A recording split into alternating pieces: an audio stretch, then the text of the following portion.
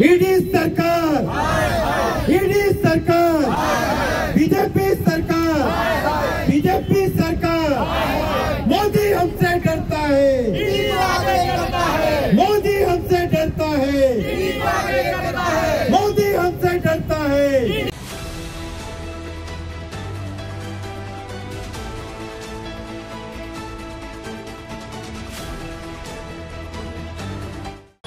कल रात को ईडी का शिकार हुए नरेंद्र सुरान की गिरफ्तारी के बाद आज एनसीपी ने मीरा भाईंदर में एक रैली निकाली, जहां उन्होंने ईडी और सीबीआई पर जम के नारे लगाए। इस नारे का मेन आकर्षण रहा ये गधा। ऐसा भी होता है। नमस्कार, मैं दीपाली मिश्रा, आप देख रहे हैं प्रख्यात न्यूज। एनसीपी शरद पवार गुट ने मीरा भाईंदर में आज एक रैली निकाली, जहां उन्होंने ईडी और सीबीआई को जमकर कोसा और साथ ही मोदी सरकार पर भी ताने कसे। क्या रहा पूरा मामला और किस तरीके का था ये रैली, आइए दिखाते हैं प्रख्यात न्यूज की पूरी रिपोर्ट। बोलिए सर। बीजेपी सरकार ने लोगों, नौजवानों के लिए, औरतों के लिए, महिलाएं, बच्चे, एजुकेशन, हेल्थ के लिए काम तो किया नहीं है, तो उन्होंने कहीं ना कहीं विपक्षी नेताओं को ईडी का शिकार बनाने के लिए, क्योंकि ईडी आजकल बीजेपी का साथ, मतलब बीजेपी पार्टी हो गई है। ईडी, सीबीआई, इनकम टैक्स, इसका गलत इस्तेमाल करके जनता की आवाज, जो विपक्ष जनता के बीच में, देश के बीच में ले जा रहा है, उसको दबाने की कोशिश कर रही है। उसी के लिए आज हमने ये आंदोलन किया है। का जो आंदोलन है, ईडी के द्वारा आदरणीय रोहित दादा पवार को परेशान किया जा रहा है। इसी केस में कम से कम 12 लोगों के नाम है, जो आपको मैं पढ़ के सुना रहा हूँ। अमर सिंह पंडित, सुनील फुंदे, नितिन पाटिल, मानिकराव कोकाटे, राम प्रसाद बोर्डीकर, शेखर निकम, विजय सिंह मोहिते पाटिल, राजन तेली, दिलीप राव सोपल, आनंदराव अड़सूल, धनंजय दलाल, ये लोगों के नाम है। ये लोग भाजपा में गए, इसलिए वो गंगा नहा गए। इनके ऊपर कोई कार्रवाई नहीं की जा रही है। सिर्फ रोहित पवार उनके अगेंस्ट लड़ रहे हैं, इसलिए उनको या तो जेल जाओ या हमारे साथ में आ जाओ। ये नीति भाजपा सरकार अपना रही है, विरोधियों को दबाने की कोशिश कर रही है। आप पूरे देश में देख रहे हो, कल सोरेन को अरेस्ट किया गया, हेमंत सोरेन को कल अरेस्ट किया गया, केजरीवाल को परेशान किया जा रहा है। सारे विपक्षी नेता को ही ईडी और सीबीआई परेशान कर रही है, लेकिन किसी भी भाजपा के नेता को परेशान कर नहीं रही है। इसी शहर में 2 ऐसे नेता है जिनके ऊपर, एक के ऊपर ईडी लग चुके हैं, इनके ऊपर लगनी चाहिए, उनके ऊपर किसी तरह की कोई कार्रवाई नहीं की जा रही है।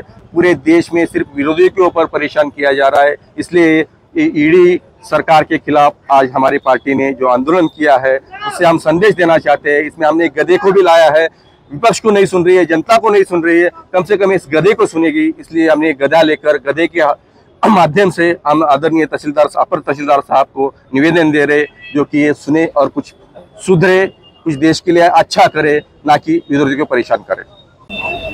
बोलिए, आज का आंदोलन किसको लेकर है? आज का आंदोलन जो है, ये मोदी सरकार, ईडी सरकार जो है, वो अलग अलग विपक्षी लोगों के ऊपर कार्रवाई कर रही है। आज ही रोहित दादा पवार के ऊपर ये दूसरा बार है कार्रवाई हुई, उनका निषेध करने के लिए, और ये ईडी सरकार या मोदी सरकार की दादागिरी को जवाब देने के लिए ये आज का आंदोलन है। मीरा भाईंदर शहर के वती से ये आंदोलन हो रहा है। इस आंदोलन में गधा भी शामिल हुआ है। इस आंदोलन में गधा शामिल करने का वजह ये की है, क्योंकि जनता और विपक्षी लोग जो है, वो बार बार इस सरकार को चेतावनी या समझाने की कोशिश कर रहा है, लेकिन सरकार नहीं लोगों की सुने, इसलिए लोगों की नहीं सुने, विपक्ष की नहीं सुने, लेकिन इस गधे के माध्यम से उनको मैसेज देना चाहते हैं, कम से कम इस गधे को तो सुन लो। से जो आज आंदोलन किया गया है ईडी के खिलाफ, ये राष्ट्रवादी कांग्रेस पक्ष के रोहित दादा पवार, इनके खिलाफ ईडी ने लेटर भेजा है। तो मैं क्या बोलती हूँ, ये बीजेपी वाला सत्ताधारी, तो इनका क्या है, अगर कोई उधर बीजेपी में प्रवेश नहीं कर रहा है तो उनको ईडी भेज देने का। बीजेपी वालों ने तो ईडी को एक जनसंपर्क कार्यालय ही बना लिया। जो इधर नहीं आना चाहता है वो हमारे संपर्क में आ जाओ, हमारे साथ जाओ। आज हमने गधे को इसलिए लाया कि आज ये गधा ऐसी एक लात मारेगा कि सत्ता ही गिर जाएगी। ये अप्रैल महीने में आते चुनाव में उनका सत्ता ही गिर जाएगा, ऐसा हमारे विश्वास है।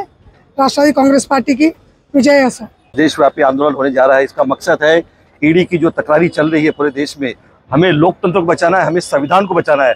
आज पूरे देश में लोकतंत्र खतरे में है, संविधान खतरे में है। जो चाहे जब जिस पार्टी में जाता है, जो चाहे जिस पार्टी में आता है, लेकिन ये एक चेतावनी है हमारे देश की जनता को अगर अब भी हम नहीं सोचे, हमारे मतदान का उपयोग सही ढंग से नहीं किए, तो आने वाला समय हमें बहुत ही भारी पड़ेगा। और सिर्फ धर्म की नाम की राजनीति होगी, आपको देश में विकास नाम का चीज नहीं मिलेगा, सिर्फ किताबों में कागजी पे रह जाएंगे। अब हम देखते पड़ेंगे कि आज हमारी गरीबी क्यों बढ़ेगी, लेकिन देश के लिए चेतावनी है, हम सबके लिए चेतावनी है। अगर आज तुम्हारा नेता यहाँ से वहां जाता है तो तुम बच गए, वहां के किसी नेता पे कार्रवाई नहीं होती है। आप मीरा भाईंदर का भी कोई भी नेता ढूंढ के निकाल लो, आपको कहीं ना कहीं मिलेंगे। दर्जनों एफआईआर उन पे दर्ज है जमीन घोटाले में। तो ये देश का हाल है। अगर आप बीजेपी के साथ हो तो आप सिर्फ सुरक्षित हो, अगर बीजेपी के साथ नहीं हो तो सारे विपक्षियों को आज हाहाकार मच रहा है। इसे बचाने के लिए हमने ये देशव्यापी आंदोलन किया है।